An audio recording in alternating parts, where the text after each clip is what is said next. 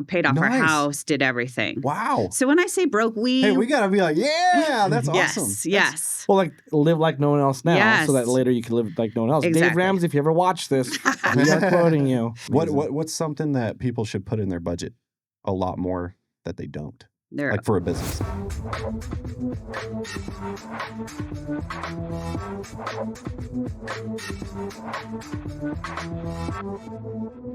What's up, everybody? Welcome to the Entrepreneur Experience. My name is Coach Joe, and we have Jared Taylor here. And a very, very, very special guest, Crystal Noell with My CFO. A very good friend of mine, by the way.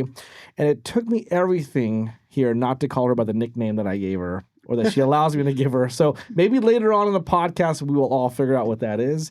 But what is going on, everybody? How are we doing today? Oh, that's good. So when I first heard about your thing being called My CFO, I literally thought it was Joe's CFO kind of thing.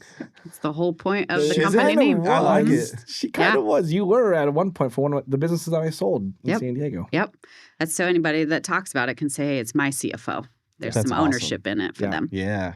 Yeah.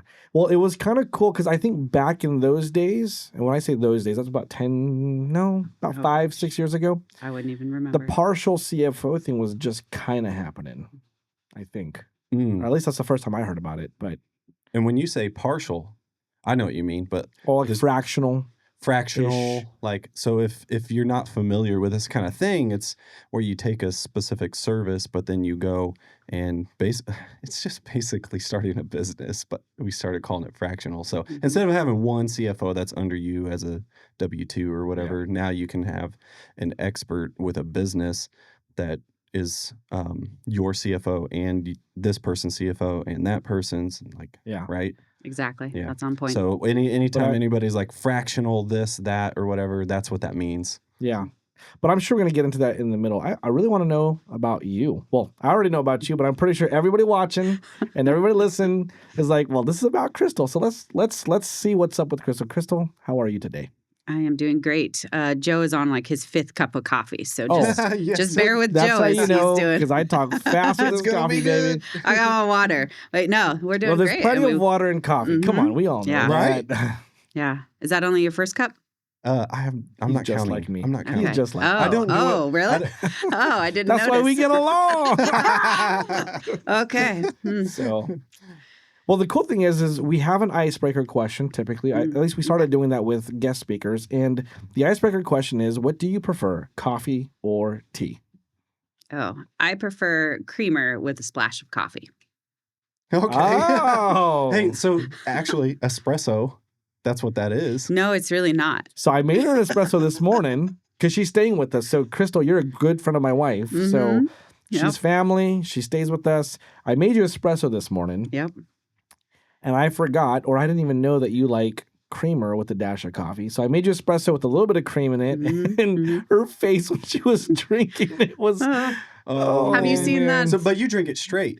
No, I drink the creamer and then just a little bit of coffee. But think of, do you know the Elf scene where he's sitting in there with his dad at the desk and he like drinks the cup of coffee and that's, So. Yeah. Oh, sugar and coffee. Why didn't I think of that? Oh, syrup and coffee. Syrup and coffee, yes. Yeah. So speaking of Elf shirt, you had an Elf shirt on yesterday. Yeah. Spreading joy to everybody. Yep. Because at the time of the recording, we're almost into the Christmas season. Oh, that's right. That's right. This may come a little after Christmas. It could, It's all right. You could watch it. Well, Merry Christmas to you, even if we're late. All right. I agree. It's what she just said. Yes. I second that. Well, we do like to take some time to hear a little bit about your story. So, from the 10,000-foot bird's eye view, who is Crystal? Shoot, I gave her... Dang it! It's Chris, guys. It's Chris. Who is Crystal Noell? It is. Maybe backstory, how you got into business. I'm just going to give you some time just to really express yourself. Oh, I get my elevator pitch? There you go. Yes, and before we go on, I did go by Chris. So my good friends all know me as Chris, but if you meet me professionally, it's Crystal. So Joe knows me as Chris. So he tries. And if they spell Chris, is it Crys? Yeah. Nice. Yes. So is he considered a good friend? Yeah, you can call me Okay, Chris. cool. There we go. I will answer to Chris. It's just you know where you've met me, or I know where I've met you, depending on how you call me. Right. So even my husband, he just calls me Chris. Like it's very common. I love your husband. He's amazing. He is. Yeah. I concur. So we'll start there. Yeah, I've been married for 20 years. I have 3 kiddos. My oldest is 20, and then 17, and then my daughter just turned 13. It's a lot of fun. I'm in a really good parenting stage right now. It's actually my favorite parenting stage. Is it? Oh, I've it always is. wondered. I'm on the. envying what she tells me, like when she's at home. I'm like, you get to leave whenever you want. Yeah. Yeah. Oh yeah. See, like, yeah. Oh, we don't have to get a babysitter. No. No. So from financial standpoint, it gets a little better, right? Because you don't have to pay the financially, babysitter. no, it's crazy right now because my eldest is in college, and while he got a scholarship for soccer, we still have quite a bit to cover because college is freakishly expensive now. I guess then It you is. factor in driving and all the other things. Oh, yeah. And then my middle son, he's driving, but he's a senior in high school, so he'll be going to college next year. So we have we've been saving for college since they were born. It's like we thought when they got to this age, college would maybe be 40 grand a year. No, it's about 72 grand a year. Yeah, that was 40 grand. Yeah, we could never guess inflation. And they right? might not even use it, you know. Okay, I'm gonna depending put on this, what it is. I'm gonna put this plug and say I think college is corrupt. Okay. Oh, Back to gosh. you. Oh, That's a whole different tangent. He's playing soccer. I know our viewers, they probably agree. So okay, for sports, yeah. Yeah, he's playing soccer, so his goal is to be a professional athlete. So we're supporting that right now. Okay, so he may never listen to this. Do you think he has Matthew potential? will absolutely listen. Oh, he dang. loves his mom. So tell your son, do you think he has potential to be a pro? Absolutely. Awesome. I love watching Matthew play. He is a beast. Like running into him is like running into a brick wall. Like it is incredible to watch him play. And he played in Spain in La Liga.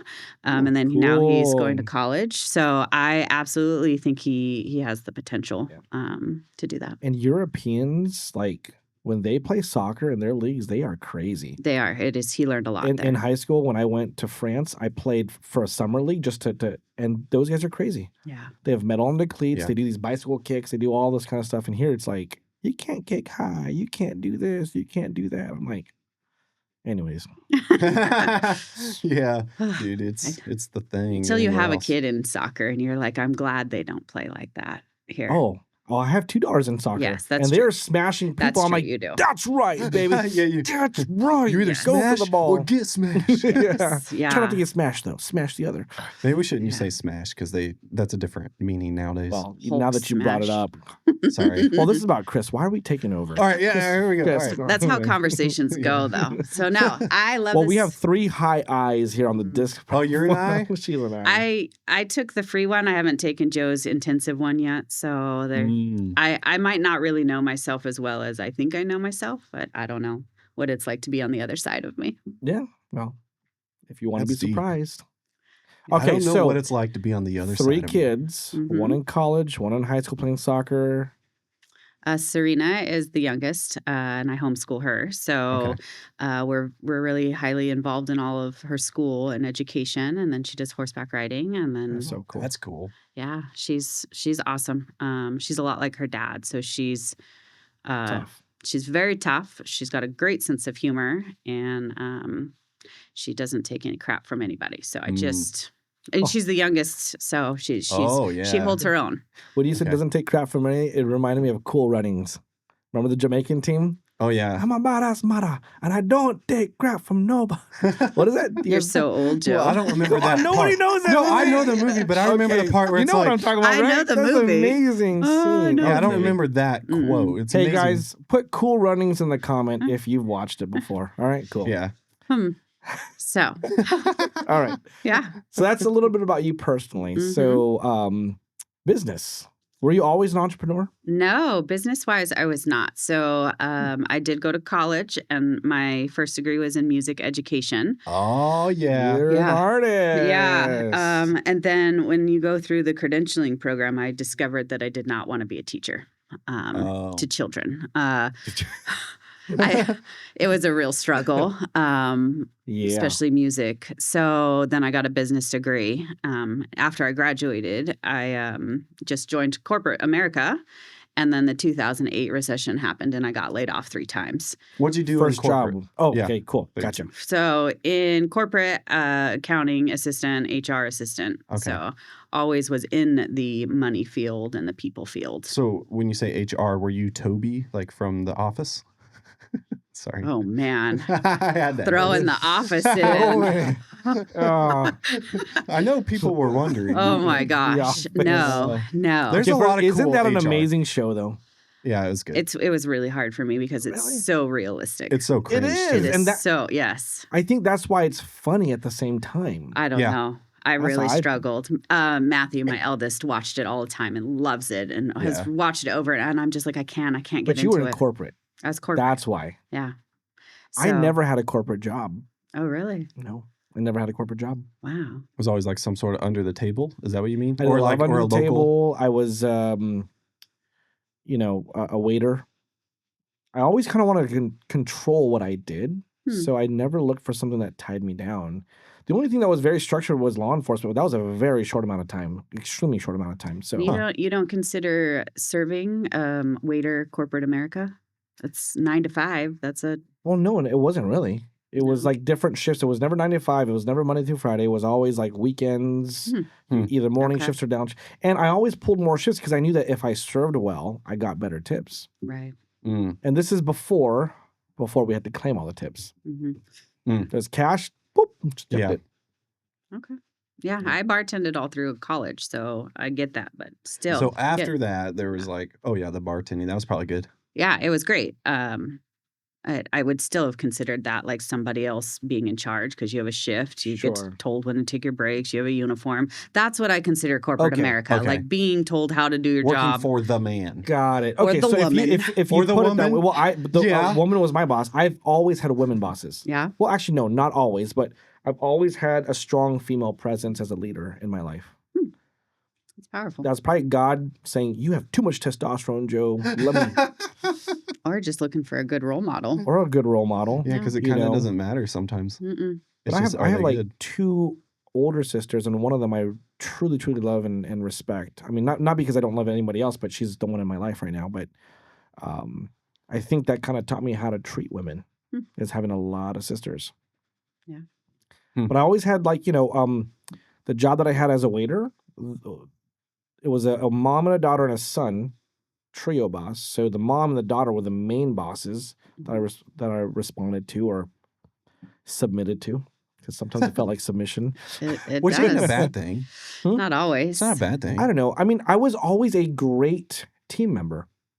Just in my mind, I was unemployable. I always wanted to make things better, and I always wanted to do my own thing. So I always felt trapped. But that's just kind of how I felt. So corporate. I could see that. Yeah. And then you said layoffs. Oh, yeah. The 2008 recession, there's layoffs.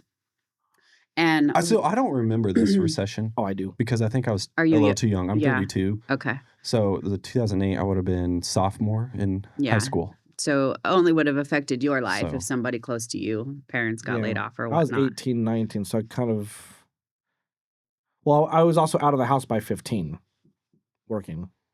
It affected anybody in the work field. Like even if you were getting a easy job, like it would still would have affected you, much like COVID did. Like people just had mass layoffs all over the place. And one layoff is humbling enough, but I had 3 back to back to back. And at that point I said, no more, done. And that's when I launched my first business. Really? Yeah. Because I said, no one will be in charge of my financial future anymore. And I didn't want to be called into HR and given that last check and clean out your cubicle in front of everybody. Like it's embarrassing. It's embarrassing. And I would imagine. Especially, I was in early 20s at that point. And like I had just had a second kid, I think. And so, like you see everything kind of flash. And we had just bought our first house. Like it was rough. Stressful. Yeah. A lot of transition there. Yeah. First house, did you buy it with a bad mortgage? Like all the bad ones going? Yes. Yeah. The ARM. Yeah. Yes. The interest, we were only paying interest only. Yeah. Yeah. So if you guys don't know, the 2008 crisis, that financial crisis, had everything to do with the mortgages that were put out. So people who shouldn't have been able to get approved conventionally, banks decided or lenders were trying to create ways to get them in there. And one of them was to say, okay, just pay interest only for 3 years and then we'll adjust your mortgage. But the thing is, when you do that to millions of people, everybody adjusts at the same time. Now you have a crisis. Yep. And so banks were having to repossess houses like crazy. So was 2008 the third year? Or it all was that- crashed in 2008. This Okay. was a lead up from the early 2000s. I mean, it was Okay. Well, I don't know any know. of the history behind it. I was Sure. also young, so I didn't research anything about it. yeah. I was kind of the nerd that researched like why is this happening, Yeah. you know, but Okay. because I was like 18, 19 and I had been out already and Chris and I just got married and then everything crashed and we were still working at the restaurant that I worked at. So I was dating Christy at the restaurant. We were both working together there, got married, still worked there, and then everything crashed. Yeah. And I know Christy's dad lost multiple houses all at once, or what seemed to be all at once. Yeah. So was it happened brutal. Hard. 3 times? Laid off? Yeah. Yeah. Yeah. And so then you were like Thanos a little bit. You were watching Marvel. My favorite. you- I love Marvel movies, so yes. Oh, sweet. So you know what, like when he's like, he puts on the glove and then he's like, fine, I'll do it myself. You know, that's what I felt like for me to get started was I had to put on the glove and take it into my own hands. Yeah. I'm not a villain though. Like, you know. Hey, Thanos didn't think he was a villain either. He thought he was helping the world. Yeah. She did. So I'm not a Marvel fan, but I did watch the movie. I watched the movie and I understood it. Guys, I understood. He actually thought he was helping humanity. Yeah. Well, he thought he was important enough to make that decision. That too. Yeah. Because it's like, How many humans walk the world like that too? Yeah. Yeah. But anyway, so you took it into your own hands and then you said you started a business. What was that first one? That was TNT. And I think a lot of business owners start that way. Something triggers them to start a business either because of situation or they're just amazing and they already know they're going to be an entrepreneur. But a lot of people start it because they don't have a choice. They're backed into a corner. I was the first example that you gave. Like I always wanted to be an entrepreneur, but I had no idea how to be. And I think that's why I failed a lot beforehand because I knew it was what I wanted to be. So I think I just went out there and tried, without a lot of experience or, just without enough confidence to ask people for help either. Yeah, Sometimes it is scary to ask. You don't know anything until you start it sometimes. Which is actually the beauty of like being young when you're in like high school or like whatever. You kind of have a chance to go and try things to see if you like it. Yeah. But I didn't. You didn't? I'm 4 years in. Yeah. 2020. Awesome. I started. Yeah, 1 you're week. finishing your 4th. I started 1 week before the shutdowns. Okay, so you'll make it then. You'll make it. That's what I was like. Hey, if the graphs of the stock market, if you buy when it's like down, and you're doing all right, then when it rises, you're going to be really good. Yeah. Yes. Yeah. So I'm like, yeah, let's go. Yeah. And you've been having some powerful months. I know you personally. So that's amazing. All right. So cool. First business, TNT. What was that business? How did you help people? So that first business was accounting, HR, and leadership because that's what I was in the corporate world.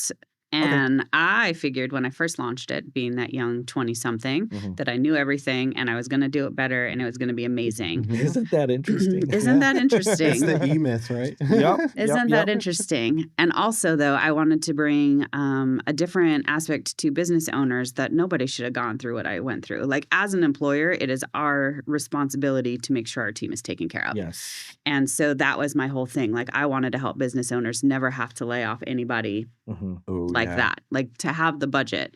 That's powerful. Yeah. So that's what I started. That was the first one. And so since then I'm just about to launch business number 8. So over the since 2008, that's what I've done. What happened to the TNT one? TNT I sold 2.5 years ago. Oh, nice. Yeah. Yeah.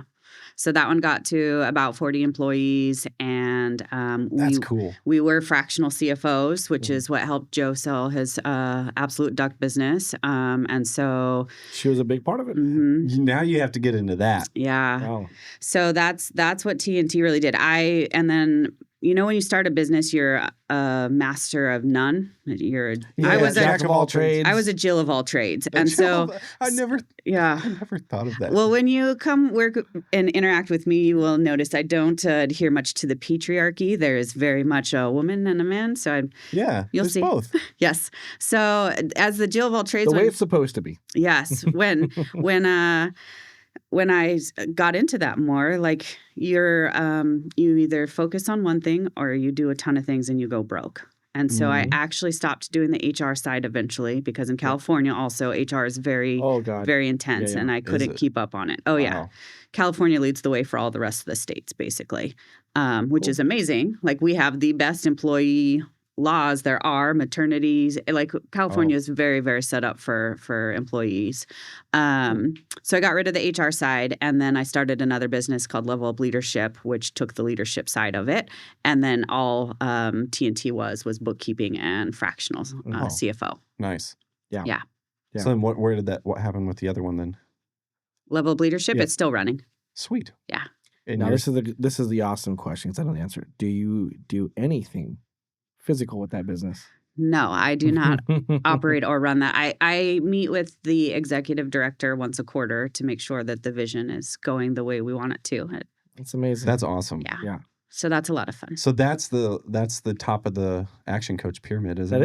That is. That's results. Yeah. Where obviously you have the freedom to do what you want to do with the business. It's an asset, and you can do other things. You can make additional investments. You can get into a different market, which it sounds to me like you like to build businesses, then either have it run on its own or sell it and start something else. Yeah, I love this. The startup Clearly, phase. Is your passion. Startup phase is just where the magic happens. I feel like we're all so creative in the startup phase. And then once your business hits, 6-7 years, you just repeat the cycle. Yeah. And you kind of get stuck in a rut. And so I like to build and sell or bill and have somebody else run the businesses. I really like that.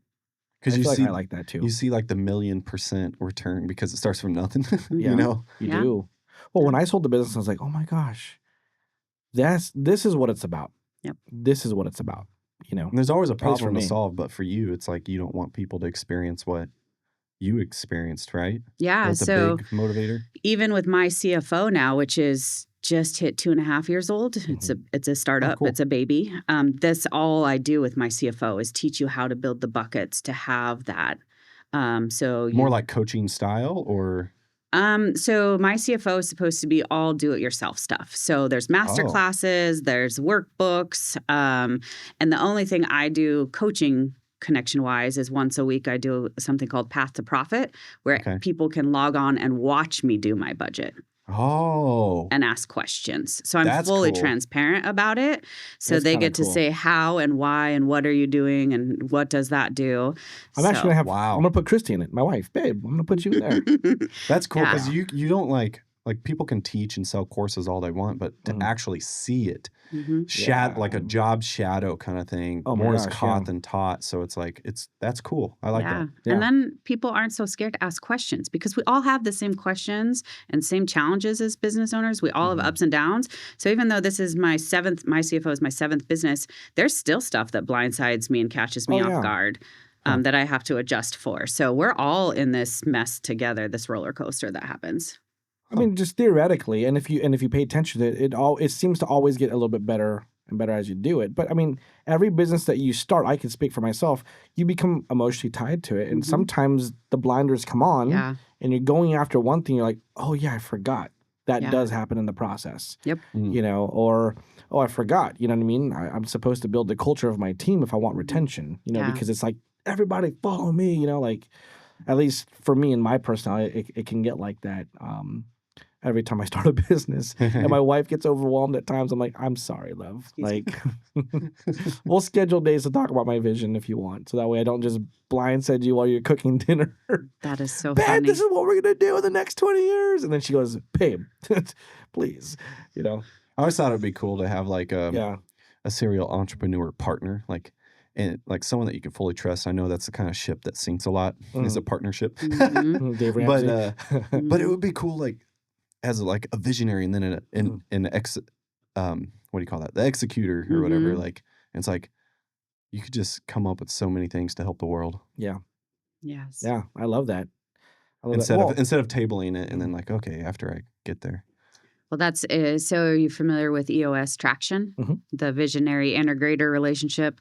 That's the integrator's job to say, hey, like, let's parking lot that, or let's work on that next time. Like they are. He's my integrator right now. This guy? As a business coach, I am, but I need one for me because when I take the business coach hat off, I need to be the dreamer. Yep. Like you're if a I business stop owner. dreaming, my soul dies. I'm a natural born CEO. Yeah.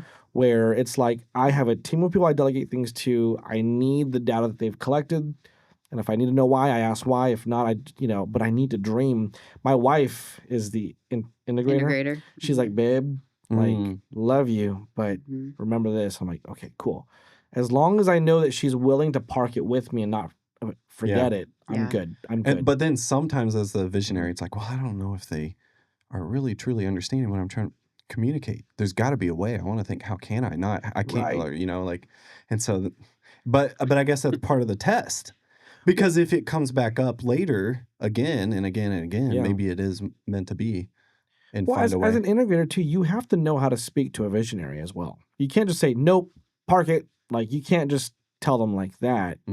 You have to be able to like, oh, that's an amazing idea.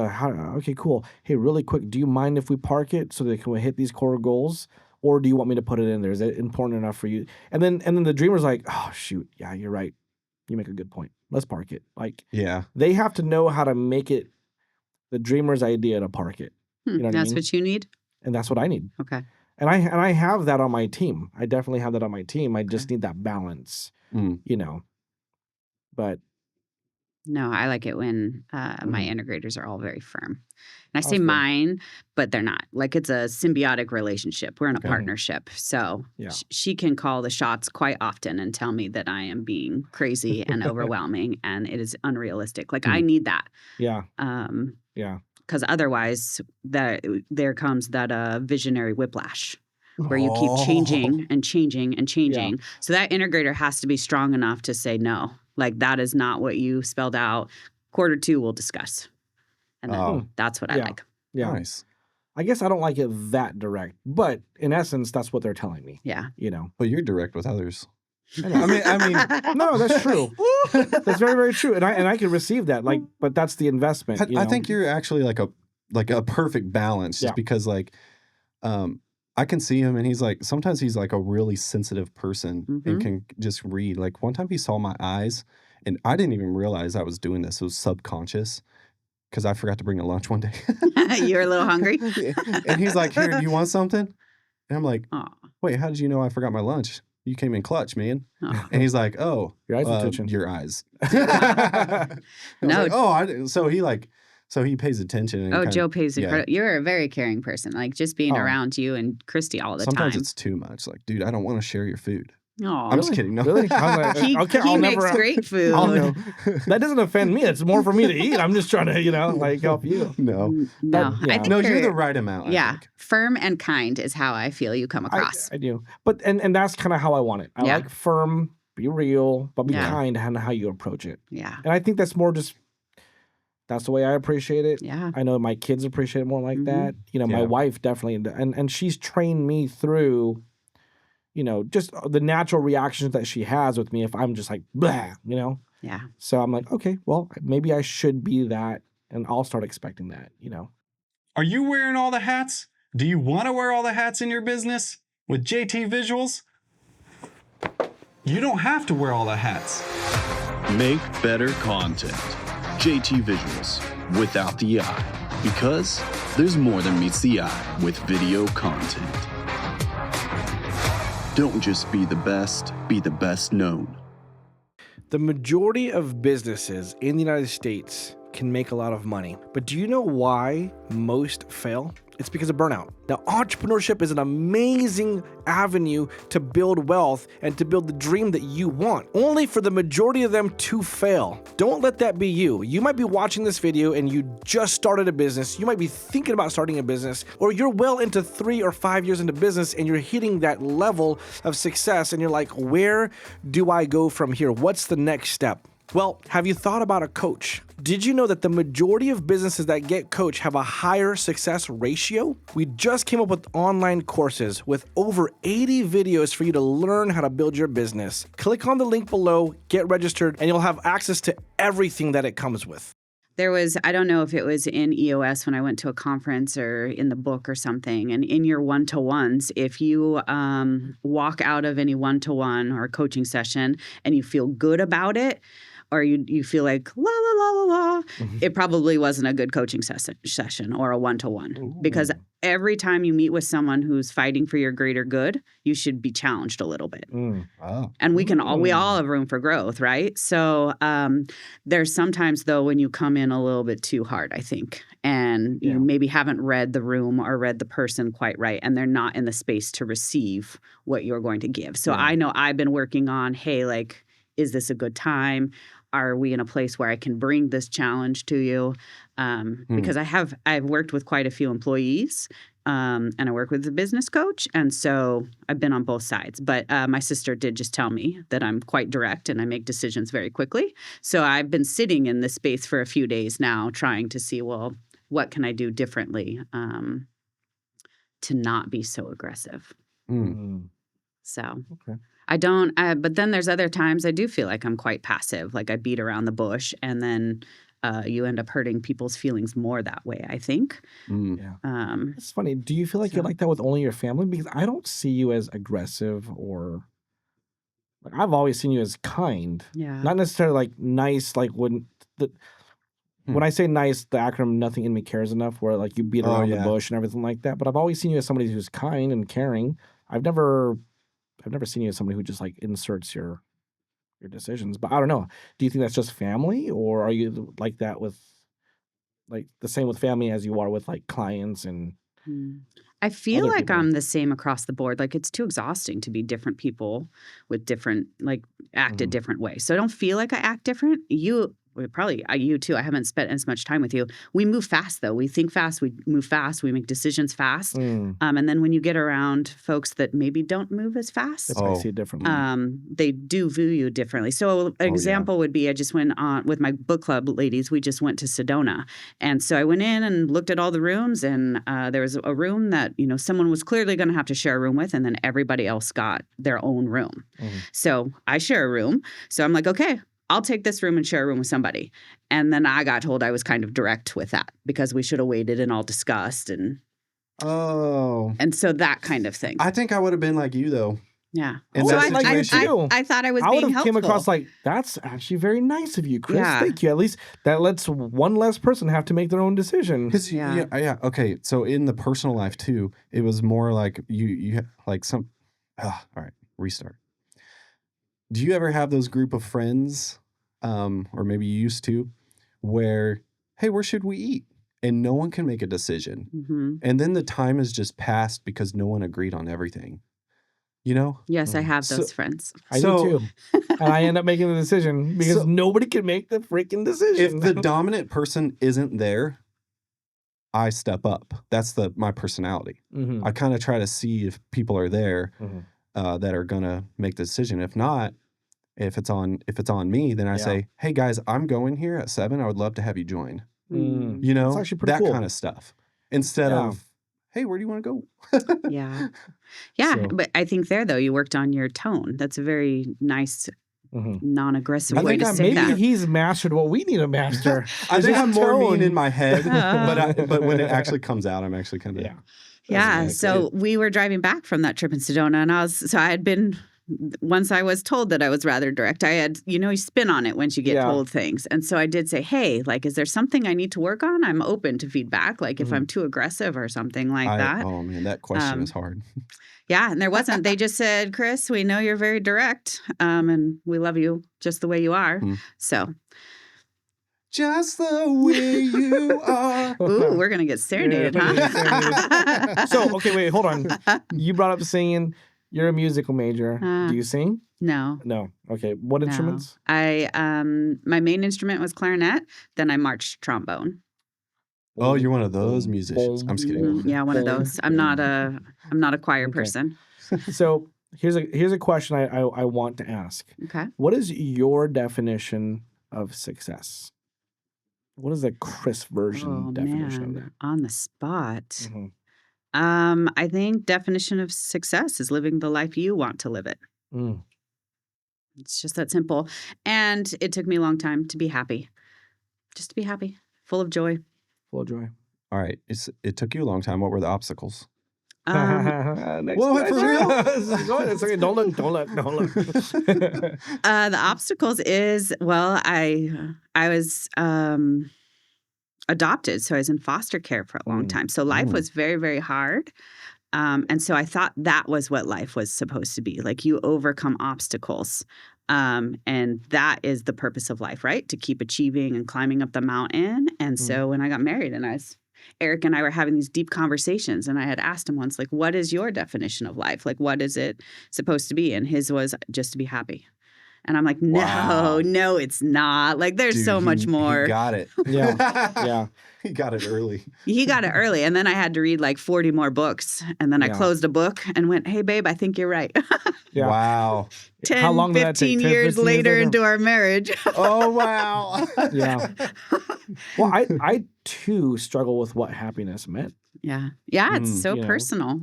Because I think everybody's definition of happiness is different. That should be. And one then of our questions. there's like seasons of happiness. Sometimes I realize that what I thought was happy in my early 20s is not the same thing that makes me happy now with a bunch of kids and everything. That's very, very true. Very true. Well, what's your definition of success?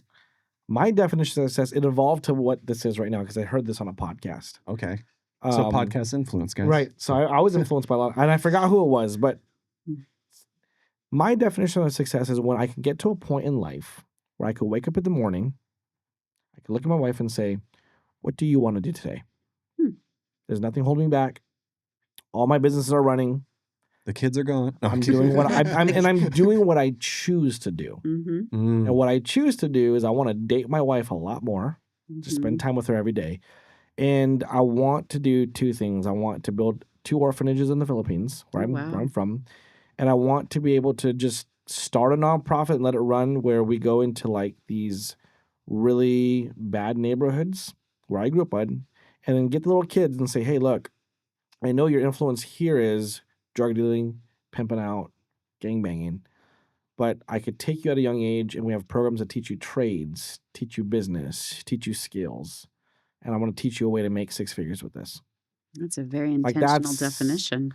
That's what I want to do. Wow. I want to do that. Like, I really have to sit down and be like, what the heck is my why? Beyond money and time and traveling. Traveling will come with all that.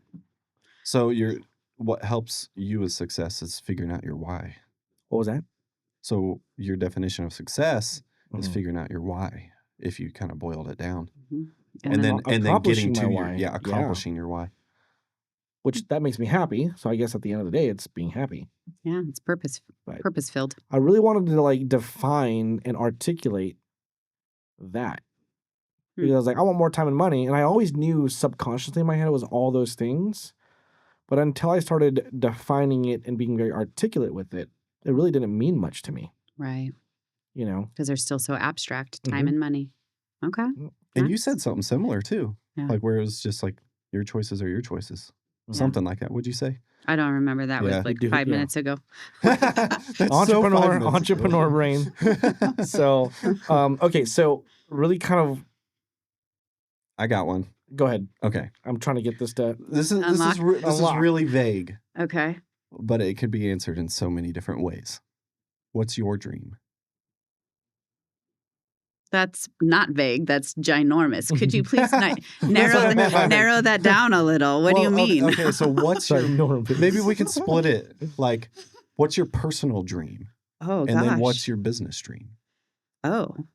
Well, personal, I think it would be to live into healthy old age and watch my children grow and get married and have children of their own and be really involved in their lives. Fruitful and multiply. Yeah, I know, right? Or not even have kids, just be involved and watch them on their roller coaster of life and be there.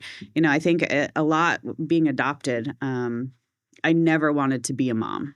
And then got surprised with the first kid and then chose to have some more kids. So that was the journey there. I just want them to have a great life. Yeah. So that's the simple version, but more than that, like married to Eric, who we've gone through so much. Eric, I don't know if you know this, he's a lieutenant. He's a police officer. Okay. And so... Nice. Thank you for your service. My hero. My hero. Yeah, and my husband is just so grounded. Like he is so who he is just amazing. So he really helped me get very healthy, and we had just an incredible marriage. So I hope that we can enjoy the work we put in before we get too old, which I think is a lot of people. You know, he works in a very not a likable field. And so we don't share quite often what he does because it comes back to hit us pretty quickly. He is one of those people who constantly plays devil's advocate, that, you know, he's very much about the body cams and, well, if this happened, how do we go better? And the department he works for is very in the front field of making sure that they are serving the public. And I used to live in the city that he patrolled. It's the way they run it is phenomenal. Is that where you were? In San Diego, yeah. It's called El Cajon. Did you work with him? No. No. But he's met Eric quite a few times. So dreaming big personally would be a lot of that, like just family, focus, commitment. We do go on date days once a week. Like we're very committed to our relationship and growing it. And then we want to travel the world in about 10 years. And I also have a brain injury. So I am more susceptible to Parkinson's and Alzheimer's and all these things. So my clock is ticking on health-wise. So when you ask me this, like, well, it's just to live healthy and watch because I'm on a clock. So we're making the most out of it. Yeah. So that's personal. It's very simple, which is great. I love it. Like, you already do travel, right? Oh, we travel a lot. Yeah. But that didn't start again until about 3 years ago because of my brain injury. Couldn't travel a lot of places. Wow. And then we were really broke until about 3 years ago. So we also didn't do a whole lot. Everything went right back into the business? Well, I was paying off a lot of debt because we have no debt. I paid off our house, did everything. Wow. So when I say broke, we got to be like, that's awesome. Yes. Well, like live like no one else now so that later you can live like no one else. Exactly. Dave Ramsey, if you ever watch this, we are quoting you. Yes. Yeah. So no, we lived like we were broke. We were paying off our house and all of our cars and everything. Did I mess things up? No, the screensaver went off. Screensaver went off. Oh, okay. Well, just keep talking. Okay. So we just acted like we were broke. We didn't do a whole lot. And then once we paid off the house, we were able to do a lot. So now we travel a lot. We do big, bougie adventures. Sweet. So you're already doing it in your business. And helped she you only do it? flies first class. Yes. Well, that was, that was someone else who put that in my head that said, budget for it. And then once you budget for it and you sit only 2 to a row, you won't ever want to go back to 3 to a row. First class is amazing. Really? Yes. It's amazing. And it's really not that much more expensive. If I do public speaking and people pay for me, it is a first class ticket that I require. Yeah. So you have to make a plan to actually get it to happen, right? And part of making a plan, what you're saying is put it in a budget. Yes. Always put it in a budget. So, your bells and whistles to what you need. And then you meet in the middle for your budget. Yep. That's awesome. What's something that people should put in their budget a lot more that they don't? Like for a business. Their owner pay. Oh, yes. Oh. Paying that was themselves. Quick. I knew there was one. That I always preach. And again, I learned it. I learned it. Because, I mean. Is it because it's the easiest thing to sacrifice? Yes. It's the kind easiest of, thing but to then sacrifice. your mentality is wrong, I guess, on the other side, the personal. Yeah. Or you don't value yourself. Well, because I know for me, it's like, all this stuff needs to come first. All this stuff needs to come first. And then it's like, well, I'll take whatever's left over if there's anything left over. Yeah. So like I'm in business for life. I'm not in business, but this is something that we had to learn. I think all entrepreneurs have to learn that because it's an easy thing to sacrifice to get your business to keep going, And it's status quo. That you miss out on your own pay and you have to sacrifice your health and well-being for the sake of your business. That's status quo. That's the entrepreneur hamster wheel. Yeah. But I feel like people, and I can tell when people are insecure about it because they boast, I pay my people first and I only give myself, like they have to kind of, at least for me and how I've seen other people do, it's like they wear that like a badge of honor. Like, But then it's like, leaders eat last. I did talk about not paying yourself, though. Yeah, like, why didn't you bust out the calculator app or something? Yeah. Right? Well, it's like, as a badge of honor, right? Because then we get to complain about working 80 hours a week. Yeah. Like that is that's what we do. Guilty. That's It's what we do. guilty. It's the way. That's But there's so much information out there. Like I remember I'm following all these big time billionaires like work more than anybody else out there. Wake up before the sun comes up, start working, go to sleep late. Da, da, da. Like I felt like I also had a lot of toxic, Which works for some people. influence. It works for a minute, but it's not a long lasting. It's not something that I just made this clip of this podcast when Tony was with us. And this is so related because you said working harder isn't always better because you can work harder stupid. Yes. you gotta work harder in a stupid like way. it isn't Absolutely. Yeah. Yes. Yes. So, what was your biggest challenge in business, and how did you overcome it? Biggest challenge. Mm-hmm. And I know I didn't answer the second part of your previous You question. can weave it in. Leave it in. Can you hear that good? I forgot the second part of the question. I know That's that's why we move on. Oh. We move on. Okay, so biggest challenge. I think it's just what we said. So, been an entrepreneur now since 2008 and 8 businesses, about to launch a new one. I'm going to say consistency because it really is ideas. You get so many great ideas, you think they're great, and then they are not. So I think that the moment we get consistent and have great habits is actually where the creativity starts to happen. Like scalable creativity. Right, scalable. Yep. Yeah. Mm-hmm. And I don't like it. So an example would be I don't like consistency. I love budgeting. This is something Joe teases me about all the time. Like when it comes to budgeting, I am like, I will beat that drum all the time. Like consistent. Everything else. She's go with the wind. She is amazing. Nice. She's go with the wind. Yes. Well, the numbers mean something, right? Yeah.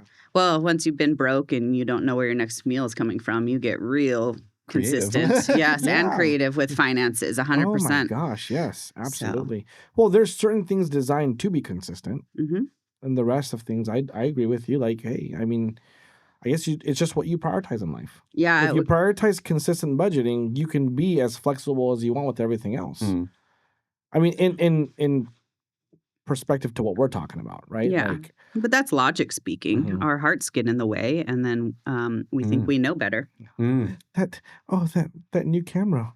Yeah. Or that new thing, or Stop, that new Joe. that. No, the first thing I thought of was a camera. I was like, okay, I was trying to find an object to just. Yeah, but I literally did tell Joe the other day. I was like, I'm ceasing all my spending. I had a little fun. Like I felt like I needed the upgrades for clients and everything to make Jared, it a good that experience. is such a normal business owner response. Yeah. I needed it to make this next thing happen. Faster. Like the desk that raises the TV up and down. Well, the point I was making, she's like, because there's a hole in the way, wall. and the heart definitely makes us feel all that. Yeah. But I've learned if I want something, especially very expensive, don't buy it when I feel like I need to buy it. Wait. Unless it's like my house is flooding, I need to pay for these people to come. But like if it's a piece of equipment, like I have this monitor, it's a larger monitor, and it took me 2 months to buy. I'm like, do I need it? Do I need it? Now, that might be a little extreme, but I learned that because I know for me, if I don't have those boundaries, I just start putting things on a credit card. Boom, boom, boom, boom, boom. Yeah. So I had to do that for me. Like I had to make sure that it wasn't just the emotions of my heart talking. I had to. Every purchase we usually make, I shouldn't say every because that's a solid terminology. 80% of the purchases we make are emotional. Heck yeah. Oh. They're not logic driven. They are emotional. We see something, we want it, we buy it. So making a budget, you're still emotional. You just give yourself a time frame. Yep. And it's like if you didn't even see the ad, you probably wouldn't even want it anyways. Right. Yeah. But now you know it exists. Yeah. So a lot of that's the all you crazy just think about spending that happens too is when we start to come into money, or we make a bunch of sales, or I got another high-end client. And so I know for me, like I start justifying, oh, I can get this and I can get that and I can get this. And like, stop it. Yeah. I can. Law is that? That's like the whatever income you have, you spend it. There's a law about that. Like if it's there, it's just gonna Yeah. It's not Murphy's Law. That's the one where if something happens, it can happen, it will. I don't know. So it's not that one. Like that, but it is one directly if you win, like people get a raise, they will spend up to that raise. They don't sock it away and just live on their old income. It's like if you leave a day open on your calendar, it's going to get filled. It is. That's the law of the vacuum. That's the you vacuum. create space, you figure out a way to. It's just going to like, so you got to like build in the breaks, build in the time. Yeah. So our personal life, I share a calendar with my wife and like we both just put in any sort of thing that comes up, anything. Right. So we always know and we don't have to keep asking each other, what was this? When was this? Yeah. But now it's like, I put it on the calendar. It's like, oh yeah. That's a great habit though. But, like Chris and I we'll do our annual plan and we'll put all the important dates in there first and we try to plan everything around that. Yeah. The vacations, the school stuff, like all the soccer season. Like we gotta make sure that we don't have too much traveling going on around that time. Yeah. So you're a soccer mom, you know that. Yes, I'm just the worst. I'm really grateful for my husband. Oh, he does all that? Yes, he's incredible at scheduling, and I will think I put something in the calendar, and I didn't. So he's always we share a calendar. Yeah. You selected the wrong one. It was like under home instead of the shared one. And Serena got a big kick out of it. That's my daughter. She goes to horseback riding, and her coach at horseback riding said, I love this about your mom. She's always on time. She's always here. And of course, Serena didn't say, yeah, she is. She said, no, that's not my mom. She threw me under the bus. Oh, my God. Our kids throw us under the bus all the time. And then she came home and laughed about it. That's funny. And you'll laugh at her. Yeah. Like, I can't get mad. I'm mad, but I can't get mad at you because it's the truth. Yeah. No, scheduling is 100% something I am really not great at. So I'm really grateful for Dina, who's executive assistant, and she is in charge of my calendar because I will triple book myself, and you lose a lot of credibility. Self-aware, and that's what's good. Well, and then you get someone else to do after, it. You get some feedback. Yeah. Well, you got to become self-aware at some point. Yes, yeah. Once I double booked and got some frustration back, definitely hired. And Dina's amazing. Yeah. She is. I like her a lot. Yeah. I've only met her over email. Yeah. She's amazing. That's cool. It's funny that you say that because the role that I have is that B&I, when people are like, so let's schedule a 1-to-1, I have to tell them, nope, Rachel has to schedule it. Because chances are I will double book you. All I see is a calendar with a bunch of colors on my phone. Like, I'm like, I think that's a good spot. Let's put you in there. Yeah. But then she's like, did you know that you have to drive here? And I put 30 minutes here. And I'm like, so yeah. I am not allowed to schedule my own 1-to-1s. Amen to that. I'm not allowed to. Wow. And it actually takes the pressure off. That's my dream. And it makes, there you go. There's your dream. It makes me sound so cool. By the way, like, I'm like, yeah. So let me get your card, and I'm hand it to Rachel. Do you promise to answer her call? Yes. Yes. I'm like three clients off from that. Good. That's good. That's amazing. That's good. That's fun. There's some planning there. Yeah. Yep. Okay. So you'll love this. I finally got to a point where like. It sounds funny for me to say this, but I got to a point where cash flow was actually a thing. So good job, bro. I was like kind of sacrificing for so long. But see, the status quo of entrepreneurship. Yeah, it was like I was equivalent to a part-time job. Yeah. And then I got my wife pregnant, and then I think that along with other things, it was like, okay, I got to retire like as soon as possible. Yeah. Well, that has always been your serious. plan. It just got serious when you're like, I'm going to have another baby, right? So. And there's a lot of things I had to learn. I thought entrepreneur was just people that somehow made schematics for buildings. That's all I didn't even know what it was. And then I learned that everyone kept calling themselves entrepreneurs. And I'm like, that's hard to spell. And things like I needed to autocorrect every time. For sure. So many people have trouble looking up this podcast. It's like Wednesday. Wednesday. Yeah, I go Wednesday. You have to do the same thing with entrepreneur. You do. Yeah. You do. And there's so many definitions of entrepreneur and what it means too. So, what is the most famous one? Okay, well, unemployed. Unemployable. Unemployable. I always say that.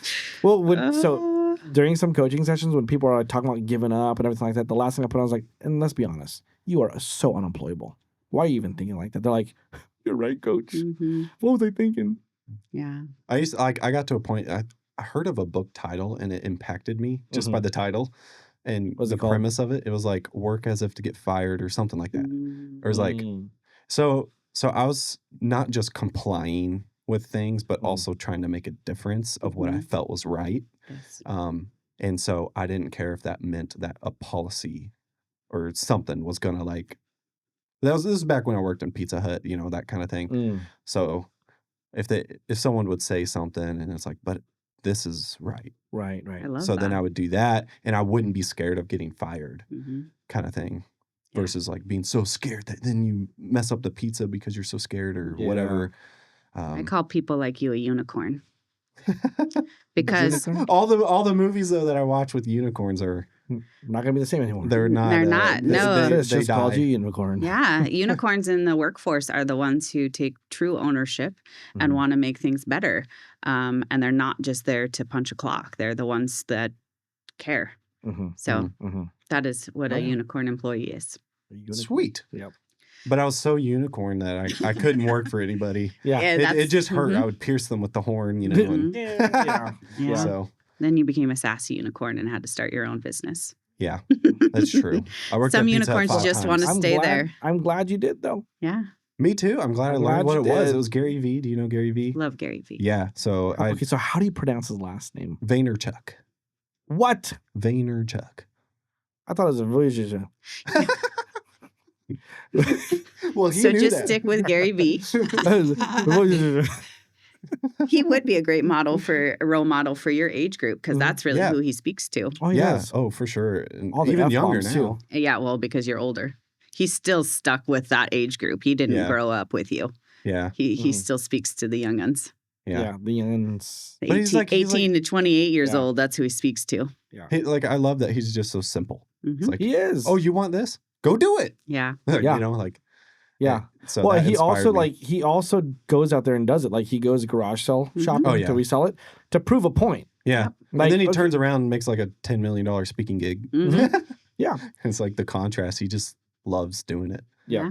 And he's the one. So this is a full circle, but he says like put happiness more on a pedestal instead of money, you know? Yeah. So. Yep. Because if you love what you do, money will follow. Yeah. That's a good quote. Seriously. That's a good quote. Yeah. That's not mine. That's probably from someone else. Yeah, I'm just regurgitating somebody else's words. We're all DJs to something. Also, like with Jim, Zig Ziglar or Jim Rohn said something like, if you help enough others become successful, you'll become successful. Right. And I think there's just that joy and happiness of knowing you're helping somebody. Yeah. You know? I think that's a natural human feeling. I think that was part of a shift for me because it was when I started becoming more selfless. And instead of like I always held in some things because I always felt like I was raised around don't reveal everything because blah, blah, blah. Yeah. And it's like, wait, no. Be a gatekeeper. Yeah, the gatekeeping kind of mentality. And I stopped doing that. Yeah. And then like I have someone that should be competition, but there's no competition anymore. It's just like I'm sharing how to edit something today, you know, how I do it. And like we're kind of sharing secrets, but it's because I see it more of like we need more people like that, and there's plenty of fish out there. Like there's plenty of people and things like that, and I think that really helped my mindset. Even though I probably would have thought that in the past and agreed with myself, I wouldn't actually truly know it. Yeah, but yeah, there's something to be said for living in an abundance mindset. That's it. Yeah. Yep. Versus the scarcity. We had like $40 in the bank as a family checking account. Dude. And someone else like had some project or something. And I was like, can I help you? Like, I don't know. I just had this like change of like, I'm grateful with where I am. I have this heart of gratitude. And then I have this like abundance mindset, even though I didn't have much because I started thinking like the rich dad, poor dad guy. Yeah. Where instead of saying I can't, I would think, how can I? Yeah. And that's the entrepreneur mindset, is it not? So instead of like thinking like, oh, I don't have the money to do that, I can't do it. Yeah. It's more like, how can I trade or get the money, or how can I make that happen? Yeah, yeah. And that really... Oh, I love that. It's cool. But I think too also when you hit rock bottom like that, you got nowhere else to go but up. Yep. Yeah. Yeah. Well, You just I'm don't here. know if you're at the rockiest rock bottom, Oh yeah, I mean, right? yes. But But then $40, hindsight- Whatever the $40 bottom in is, the if bank you account. are on a bottom. Yeah. I mean, I was part of the NSF club. What? That's what I say. Non-sufficient funds. Oh, Yes. Yeah. Yes. Like stupid Yes, I text know. alerts. Like, I know That's a that. hard dude, I went club. from breakdown to breakthrough. It was crazy. Like, Yeah. like God really just, one day I had like 3 monthly clients signed on. And it So- 3x'd Yeah. what I was currently doing. Yeah. And then I was like, oh, this is what cash flow is. That's amazing. That's And cool. the funny thing is, well, not the funny thing, but the honor of that for me was to watch you go through that. I called him Yeah. just when I think the first one signed. I was like, I got another monthly. And then, then Person. 3 different texts, and another one, and another And one. then another one. Oh, wait, another one. I'm like, That's yes. so great. Yeah. And then I had that sales high of like, Yeah. Mm. You're just closing it's like, everything. what do I do? Yeah. What do I do with this energy? Yeah. Go get another one. Yeah. Okay. That reminds me Good. of that one YouTube video where like the dad gets confident and he's just slapping everybody. Just close That's another what I deal. felt like. Close another deal. Close another deal. I don't know it. You don't know it. Yes, Joe. Good Sure, one. Good mhm, one. yep, yep. Relatable. I don't know that video. Relatable, I Joe. promise I didn't make that one up. So we're gonna close this thing out really quick. But what is your advice to the new entrepreneur? Because our crowd is startups, people thinking about starting up, maybe Mhm. even rugged veterans that are entrepreneurs that can relate to a lot of what we're talking about. But for just the general viewers or listeners, what is your top advice as an entrepreneur to be able to reach their goals? Well, it might stem back from what you asked me when you asked me what I thought an entrepreneur was. Mm-hmm. And I think that there's tiers, like the pyramid that we talked about earlier of how to achieve where you want to go. So, right, when you first start as a startup, you're a solopreneur. Mm-hmm. And then you might move into a freelancer. Mm-hmm. And then you might move into a business owner Mm-hmm. where you're still actively involved. And then you become an entrepreneur once you have a team and you don't work as much and you get to delegate a lot of stuff. So I think that, and cash flow is somewhere in between all of those, right? Because just because you're an entrepreneur does not mean you have cash flow. Just to be clear, even if you hear this all the time, I want to make $1 million in revenue. Okay, well, what does that mean for everything else? Yeah. And What are you people gonna do not understand Mm-hmm. that the top line means nothing if your bottom line is full of debt. So I think that might be the biggest thing, like figuring out where you want to go. So some people don't want employees. They don't want to build a team. So then that makes you a freelancer. Mm-hmm. So if you are going to stay in the freelancer space, what does that look like? And what are those boundaries? So I think it would be, my biggest advice would be figure out what type of business you want to operate and run, because that is how you will scale and grow. Mm-hmm. Because like I said, not everybody wants employees. And then if you do want employees, I think this was something Brad Sugars talks about a lot. You have to put in time to educate yourself because not everybody is a natural born leader. And just because you're a business owner does not mean you're going to be a great boss. And so you have to keep learning and continually educating yourself, because that is one of the biggest things we hear all the time, right? I can't hire anyone. I can't find good work. Everybody's lazy. And that's BS. That is such BS, because that means you are not a great boss or you're not paying good. And so to me, again, figuring out what type of business owner you want to be is the stepping stone. Mm-hmm. So that would be my advice. I want you to keep Position going. yourself. Yeah, that was good. I was like, keep going. I was like, keep going, keep going. Yeah. Yeah, I mean, it is truly one of the hardest things I hear. And then on top of that, if you are going to hire employees, or even in other places, a lot of places you can hire contractors. California, basically, you have to hire everybody as an employee. In other states, you can hire contractors and build a team that way. So still, if you're going to do that, making sure you have the finances to do that. Yeah. Because again, if someone comes in and asks you for a raise and they are a key employee, you need to be able to pay that raise, because it will cost you more to replace them. And they will get a huge jump. That is the number one place people get a jump, is going from job to job. So, I mean, they could make $10,000, $15,000 more at the next job. It is going to cost you more than that to replace them and train and the next person. So that is my next thing. Like, if you are going to hire people to work with you, make sure you can afford them because they are the ones executing your dream and you cannot do it without them. Yeah. Like you need them and they need you. So it's a great relationship. You just, as the owner, it's your responsibility to take care of them. Yeah. Yeah. That is so true. So true. I'm like you. I try to build businesses, and we have the startups, and you start off with a very, very small budget. So I've also learned if I find somebody that possesses the qualities and they can do that, I might not be able to afford what they eventually want, but I can always position the vision and the core values and then live up to it as we're growing. Because there are a lot of people out there that are willing to say, you know what, I'll grow with you. Just value me the way I feel like I need to be valued. 100%. So I know that with my startups, if I need to find an operations person first, I just know that for me. Somebody could help with the operations, help figure out what the systems are, and just kind of from scratch go. And I'm like, okay, well, this is the vision. What I could do is this now, but my hope is to do this as we grow and make you this position, pay you this much. So at least there's a path to get to where they want to get to. And I found that that's also very valuable.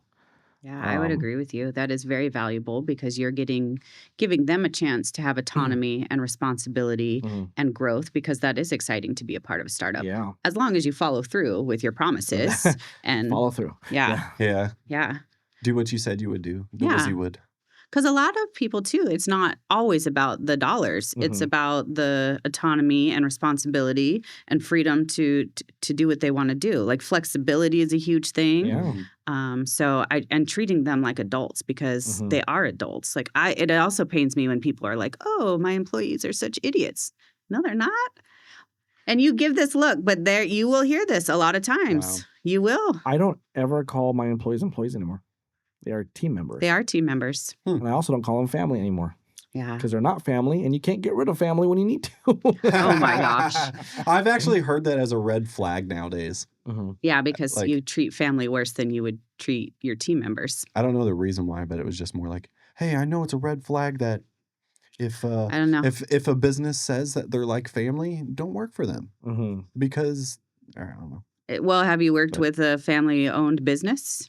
And they haven't. fight and they bicker and they're awful to each other? That's more what it pertains to at that point. No, I tell, and I'm going to look at this because Dan and Dina are going to watch this and Tracy's going to watch this. We say I love you to each other all the time. Like we're very, cool. And that's fine. I think that's definitely fine. I know the boundaries that I have and everything like that, but I do not want employee mindsets. I want a team mindset.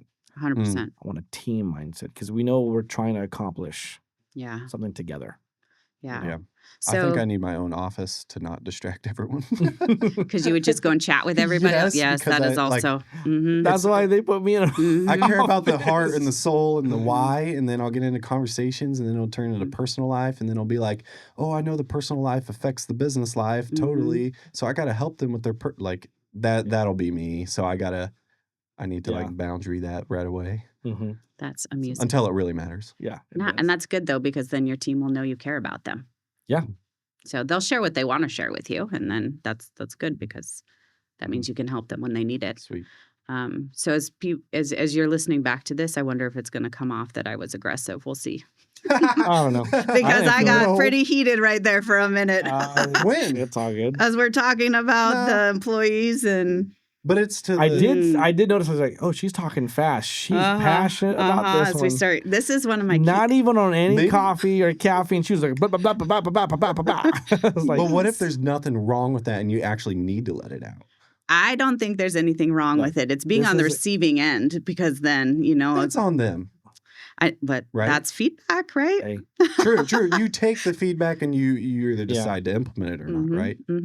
I give you permission to be you. Oh, thank you. You're welcome. It's a safe space here. I mean, that's the whole reason I started my business. It's safe and dangerous and freedom and all of the things. Oh, you're just throwing out words. I'm just keyword here, keyword. Yes. Yeah. No, it's the whole reason I started TNT, right? Was to make sure employees were taken care of. What did it mean? Oh, it's my last name. Yeah. Oh. Which you learn as you start businesses. I'm not going to say because I don't share that.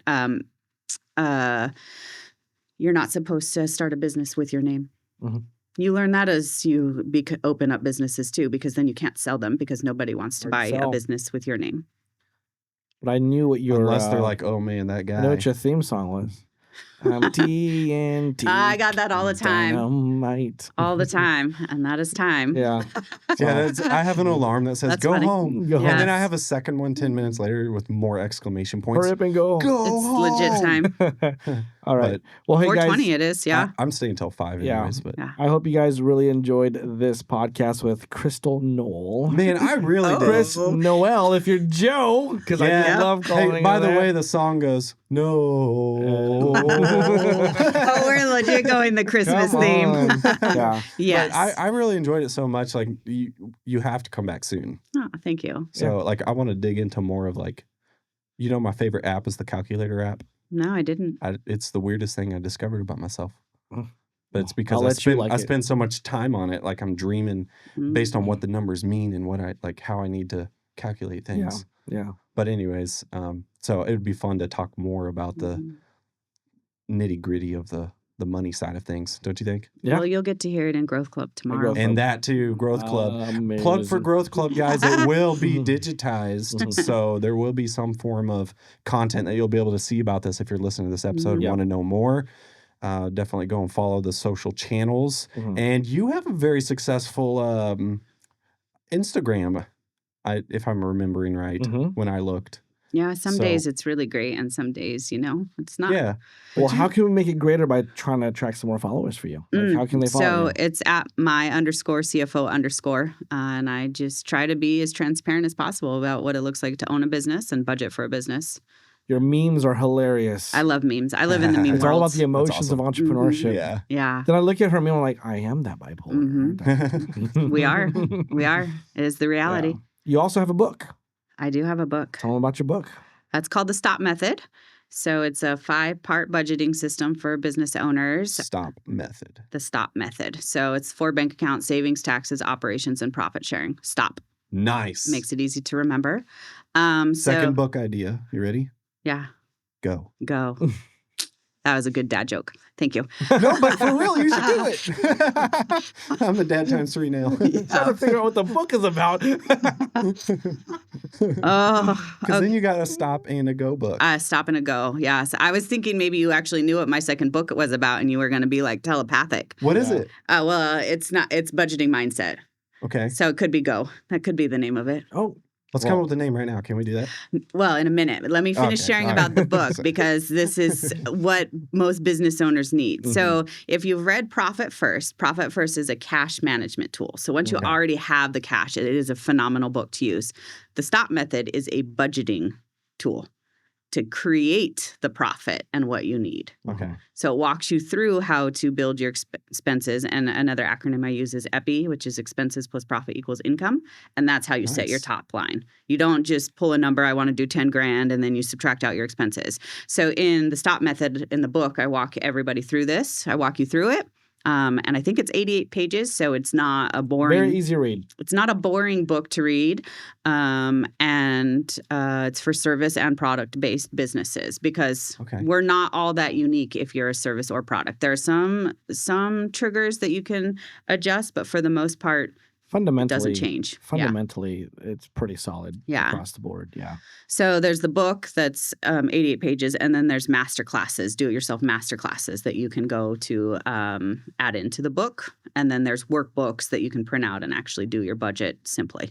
Because my whole thing is budgeting made easier. Like that is the whole thing. Like I've reached the mountain, and now it's my job to bring you all with me. Yeah. That's awesome. It's amazing. I love it. Well, take the ski lift. Yeah. That's the hope, right? But then our ego gets in the way and we're like, no, I'll still do it myself. I'll still take it. Yeah, I know. Entrepreneurs have no ego. Yeah, that's the next challenge we face. Good operations. Good operations. So make sure to like this video, share it, subscribe. Hit that bell icon, subscribe. If you're into that kind of thing. Well, hopefully you are. I mean, if you watch this whole video through, do it. Definitely go research. We're going to have all those links that we reference in the description of wherever you listen to your podcast. So it should be in there. If it's on YouTube, then it's in there. If it's on Apple, Spotify, Amazon.